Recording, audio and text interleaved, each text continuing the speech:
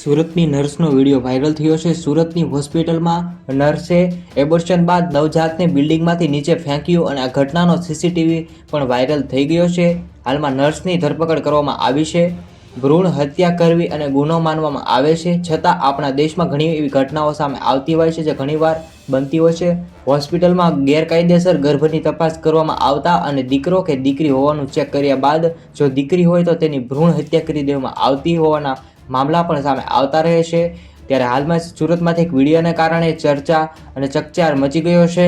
હાલ સુરતના લિંબાયત વિસ્તારની અંદર ખાદી કિનારે એક ટાઇલ્સનો વેનિશ રૂમ જે છે તે આવેલો છે, જ્યાં 2 દિવસ પહેલા એક તાજું જન્મેલું નવજાતનું મૃતદેહ અવસ્થામાં મળી આવ્યું છે। ત્યારે આ મામલે તપાસ પણ હાથ ધરવામાં આવી હતી, જેના બાદ હવે ચોંકાવનારી હકીકત સામે આવી છે કે શિખા હોસ્પિટલ નર્સ અર્જુનસિંહ દ્વારા બાળકને હોસ્પિટલમાંથી નીચે ફેંકી દેવામાં આવી છે। મિત્રો, ખરેખર દુઃખદાયક આ ઘટના છે। તેની હિંમત પણ કઈ રીતે થઈ છે કે બાળકને ઉપરથી નીચે ફેંકી દીધું હતું, તેવા સમાચાર સામે આવ્યા છે।